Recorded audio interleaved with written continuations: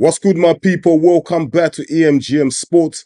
I'm your boy Enzo. I hope everyone is doing well. Now, should Anthony Joshua follow in the footsteps of Tyson Fury and also announce his retirement from boxing?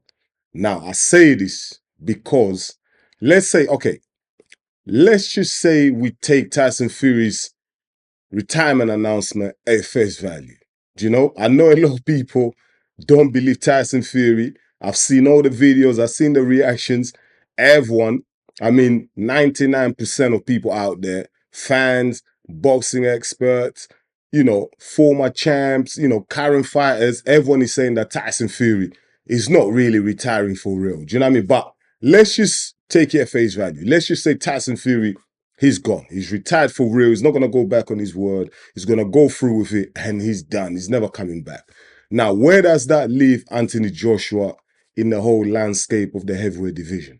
Do you know what I mean? Where does Joshua go from here without Fury? Because for the last couple of weeks, do you know what I mean? Even as recent as last weekend at the Ring Magazine Awards, we heard Eddie Hearn talking about he's booked 2 dates at Wembley. Do you know what I mean? Presuming that one of those dates is Joshua versus Fury. So they had it all planned out. That's Eddie Hearn, Anthony Joshua. They had it all planned out. They want to fight Fury. Turkey Al-Sheikh talked about Joshua Fury. He wants to make that fight. He's on his top 5 fight wish list. He wants to make that happen. But obviously now that Fury has decided to drop this bomb, this nuclear bomb of an announcement that he's retiring, whether you think he's trolling, whether you think he's messing around, he'll come back, where does Anthony Joshua actually go from here? If he's real, do you know what I mean? Because Anthony Joshua is at a stage of his career where he can't really do another rebuild. Do you know what I mean? At 35 years old, he's 2 times champ. Do you know what I mean? He's been in some of the biggest fights of all time.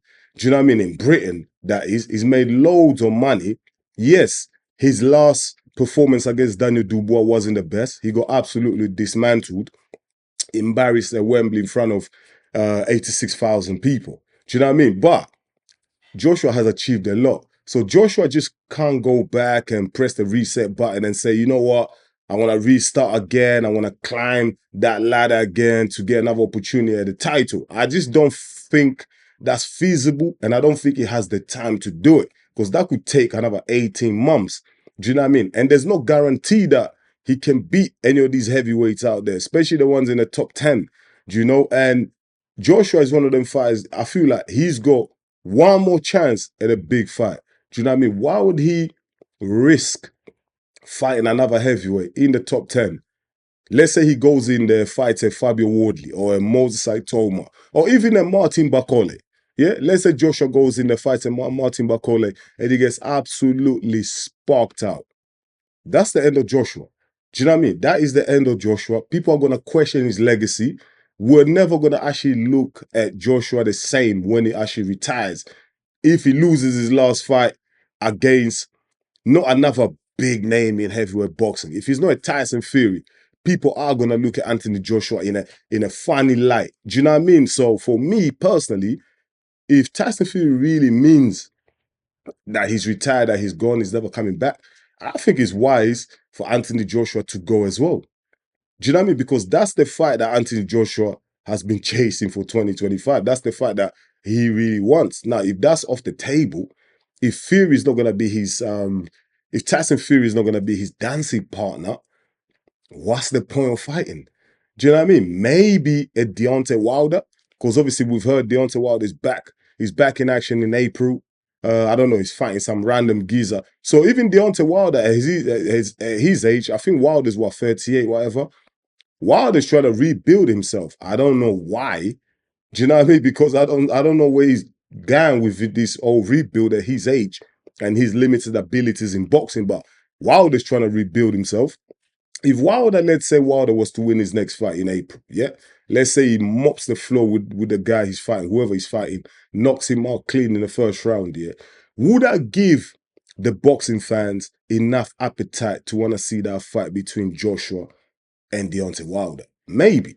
If Wilder goes in there, looks good, people might look at Joshua's last performance against Dubois. People might think, you know what, Wilder can actually knock AJ out. So I can see that fight being made. Do you know what I mean? And them two going at it rather than Joshua taking a low reward, high risk fight against like a Martin Bakole, Fabio Wardley, Moses Aitoma, Kaba Yao, Gile Zhang, whoever is in that top 10. Like there's a lot of risky fights. There's a lot of potential banana skins in that heavyweight division that Joshua must avoid. And also now Joshua has to really start looking at his legacy. How does he want people to remember him? Do you know what I mean? Because I actually believe he's got one more fight. That fight should have been Tyson Fury. Tyson Fury's announced his retirement. He might change his mind. We've seen Fury retire 5, 6 times. So a lot of people believe Fury is going to be back. But if he's not, Joshua, this might be the end of the road for Joshua. Do you know what I mean? Because I don't know the appetite of the British fans, how much they really want to see Joshua against low-level contenders. Do you know what I mean? Like, let's say fight someone in the top 20 that no one knows. Like, are the British fans, the British boxing fans really going to support Anthony Joshua? Does Joshua gain actually any credibility by fighting someone low ranked, no name, and trying to rebuild himself? Like for me, it just doesn't really make no sense. Do you know what I mean? And Joshua has actually achieved a lot in boxing, made a lot of money for him to become a gatekeeper. Do you know what I mean? Like Joshua is not a Derek Chisora. As much as I respect Derek Chisora, he's a tough guy, honest fighter, comes in and bangs, fight, leaves his heart in the ring and just gives it everything. He hasn't achieved the level of success in the heavyweight division as Joshua. So Joshua can't become a Chisora where he's just fighting anyone. Joshua can't do that. Do you know what I mean? So Eddie Hearn, Anthony Joshua, Turki Al-Sheikh, they've got some thinking to do in the next coming weeks and months. Do you know what I mean? Maybe like everyone else is saying, Turki Al-Sheikh will have to write a bigger check. For Tyson Fury, I'm hearing 300 million will be enough to bring Fury back, which is just ridiculous because Fury obviously, like a lot of people are saying, he's played his power move. Do you know what I mean? Like he's going to use this retirement as a bargaining chip.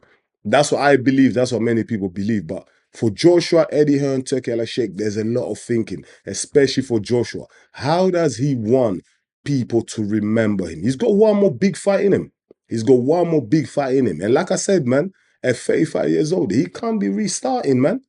He can't be trying to build himself back up. Like, there's a lot of dangerous fights in that heavyweight division. And also, I believe, like, let other guys get a chance. The Moses Saitoma, Fabio Wardley, Kabayao, Zhang, Parker's fighting next month in February, against Daniel Dubois. These guys, like, there's guys out there that deserve chances. Martin Bakole, there's a lot of guys that deserve a chance, a crack at the title. Do you know what I mean? So Joshua is going to be is now left in a position where he's got some tough choices to make right now. He's got some decisions to make because one wrong move, he goes out there, fights a top 10 ranked boxer. All of them are dangerous in that top 10. You can go and look at the list of the top 10 heavyweight boxers in the world. All of them are dangerous, and any of them in a given night can crack AJ and knock him out because we know right now AJ is his most fragile.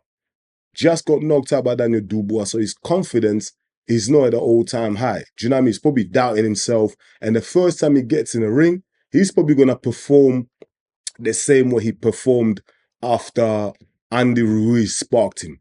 Remember when Andy Ruiz sparked him, Joshua came back, won the rematch, but Joshua was never the same after that. He didn't show the same aggressiveness. He tried to become a boxer, play safe. A lot of the crowd were booing Joshua. Do you know what I mean? They wasn't happy with his performances.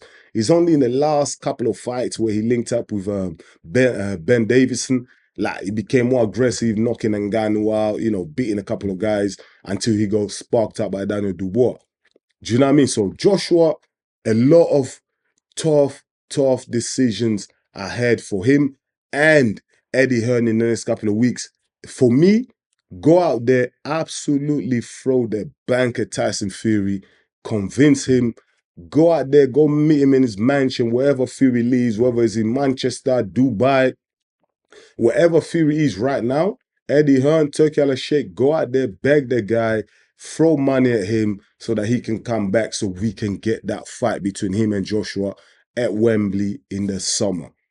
Do you know what I mean? Because that's the fight to make. If Joshua then fights Tyson Fury in the summer, win or lose, listen, everyone's been wanting these two guys to fight. The winner or the loser, whatever, they fought each other. At least us as the boxing fans, we've seen these two fight each other and we'll be happy. At least we can go and carry on with our lives and say, you know what?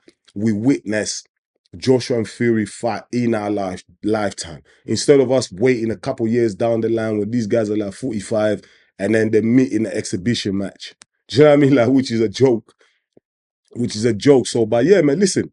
Let me know in the comments, man. Let me know what you think. Should Anthony Joshua follow Tyson Fury's footsteps and also announce his retirement?